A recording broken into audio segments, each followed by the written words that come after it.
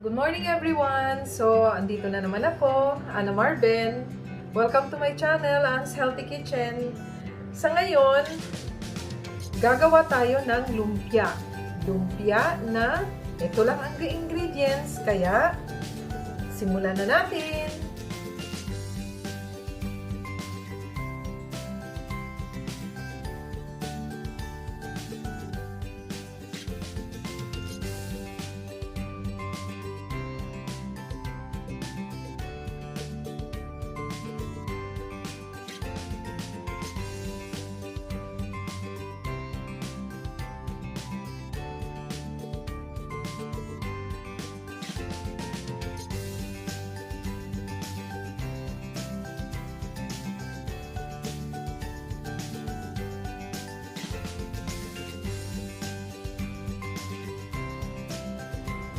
Ito ang ating mga sangkap sa ating lumpia.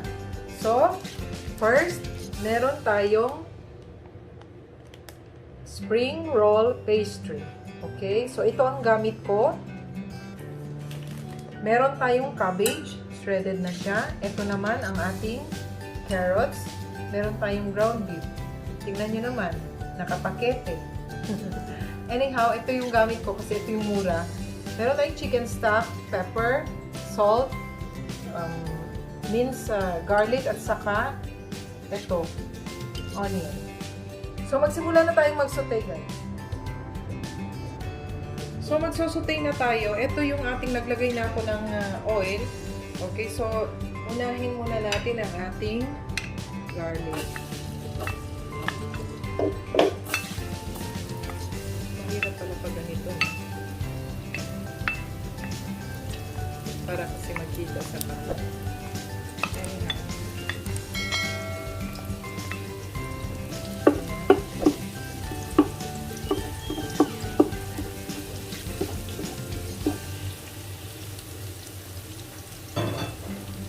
So, nangangamoy na yung ating garlic. So, ayan. Golden brown lang yan siya, o di kaya kaunti lang natitingkad yung kulay.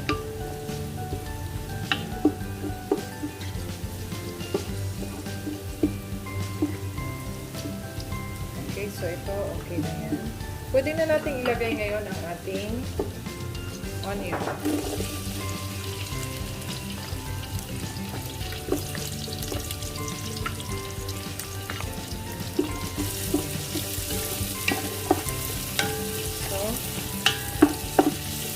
Haluin lang natin ang haluin hanggang sa mag-translucent ng kaunti yung ating onion.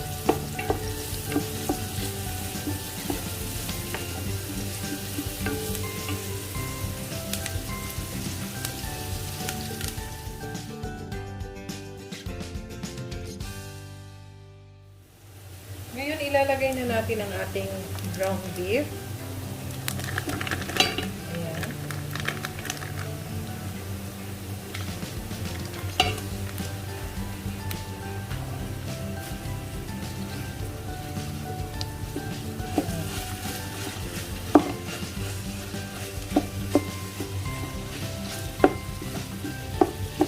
Alam nyo dito guys, pag OFW, ganito talaga. Kung ano yung mga promo, andun kami, namimili para makatipid. Kasi puro 15% VAT na ngayon. So, ayan. Hayaan muna natin siya na madurog.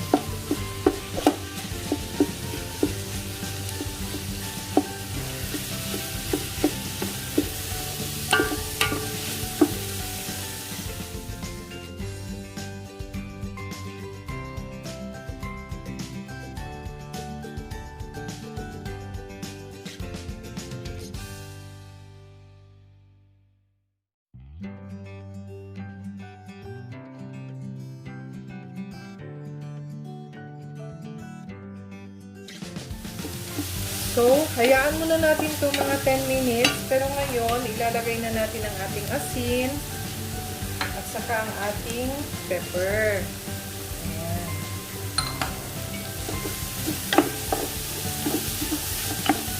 Mamaya titimplahan ulit natin. So, mga 10 minutes muna ito ang ating kanyang pag-stir, ha? 10 minutes muna. Hayaan muna natin siya ng mga 10 minutes. Okay, so after 10 minutes, ito na siya. So, sarap na yung amoy. At saka isa pa ito, oh. Tostado na. So, yan ang maganda. Okay, pagkatapos ilagay natin ang ating bouillon. Okay.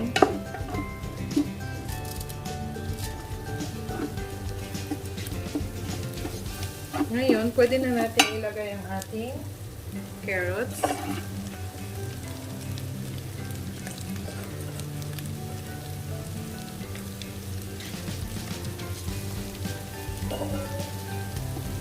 So, mag-saute lang tayo ng mag-saute.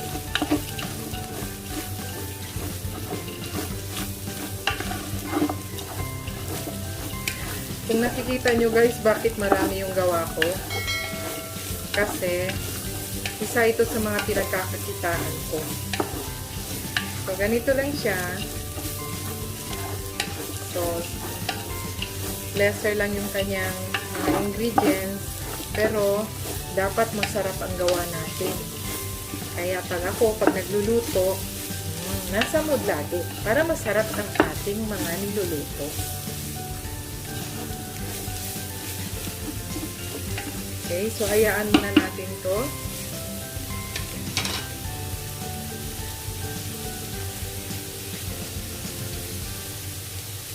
Five minutes ulit. Tingnan nyo naman guys, napakaganda. Oh. Ang ganda-ganda. Yan.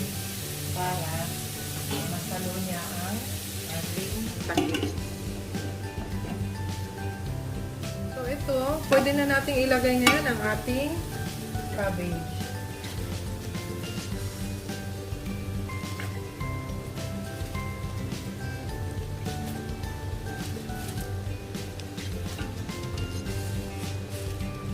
Alam nyo guys, kaya hindi ako naglagay ng kahit na anong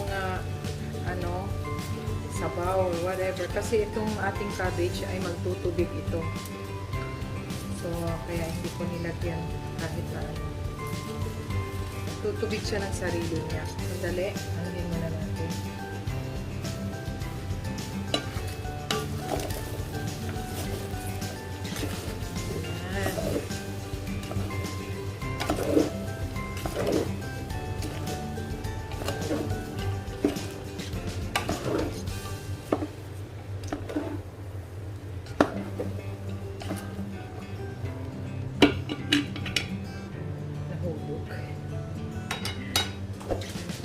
Meron pang additional. At saka ito doon na natin. Ayan. Ngayon, okay. Kanina guys, nilagyan ko siya ng 1 teaspoon na salt at saka yung 2 bouillon. Ngayon naman, lalagyan ulit natin siya ng 1 teaspoon.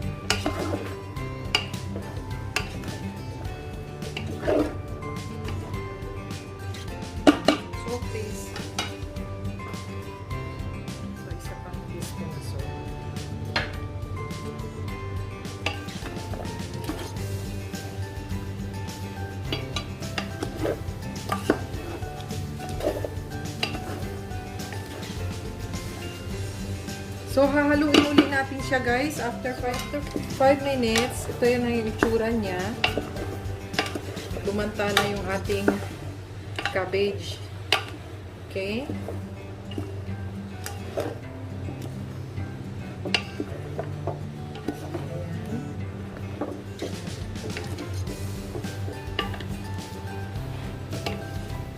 So, ito na.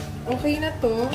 So, pwede na natin itong hanguin at saka ilagay natin sa colander na yung may butas para ma-drain natin ang kanyang soup. Kasi ilalagay natin sa ating lumpia. Okay, so ngayon, malamig na yung ating filling ng ating lumpia. So, pwede na tayong magbalot. So, ang aking parang paste siya. Ito gagawin ko ang ating itlog.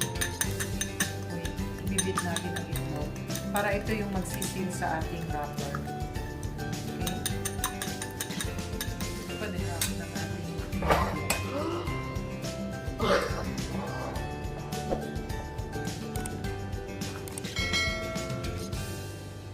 so maglagay na tayo ng filling. Ayan. Gamitin natin.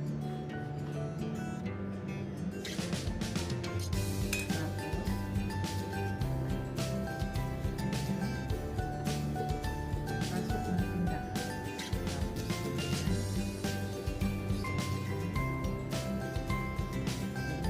Depende guys kung paano ninyo gustong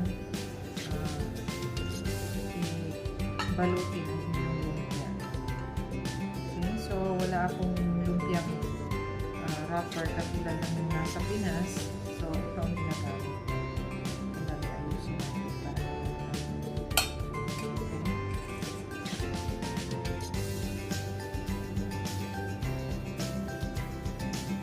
So ito na ang ating wrap na lumpia. Gagawin ko ito lahat. So hintay-hintay lang tayo. Tapos mamaya prituhin natin at gagawa tayo ng sauce. So ito na ang ating mga lumpia. Tingnan nyo naman, oh, ang ganda. So magpiprito tayo at saka magta-taste test tayo. Okay? Okay, so magpiprito na tayo. Maglagay tayo ng oil. Ayan. Ganyan lang. Huwag masyadong marami. Anyway, pwede naman natin patuloy. So, hintayin natin na mainit na yung ating oil. Pwede na tayong maglagay ng ating lumpia. Ayan. Okay. Ang ating lumpia, guys, ay luto na ang loob. Kaya, kailangan lang siya mag-golden brown. Pwede na natin siyang tanggalin at ating ilagay sa ating bowl para tumulo ang kanyang oil. Ang ating lumpia ay pwede nating i-dip sa ating vinegar lang o di kaya naman pwede tayong gumawa ng sauce o pwede rin yung ating binibili sa tindahan na sweet sauce, pwede rin yun. So, kahit na ano, basta pwede nating i-dip ang ating lumpia. Pwede. Tingnan natin. Ayan. Pwede na. Ayan. Ang ganda ng pagka-prito.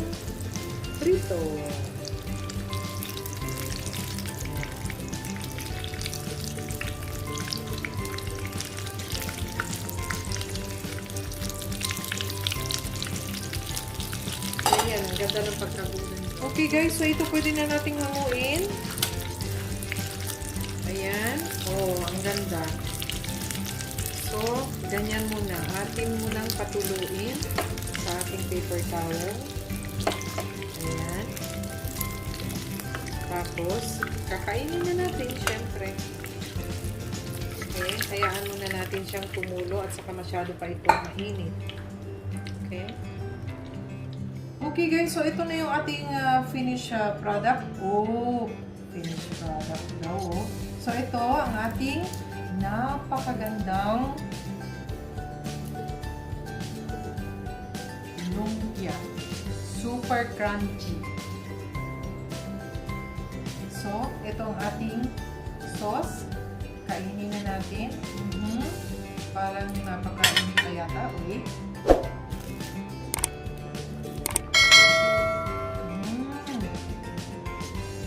Tingnan nyo guys.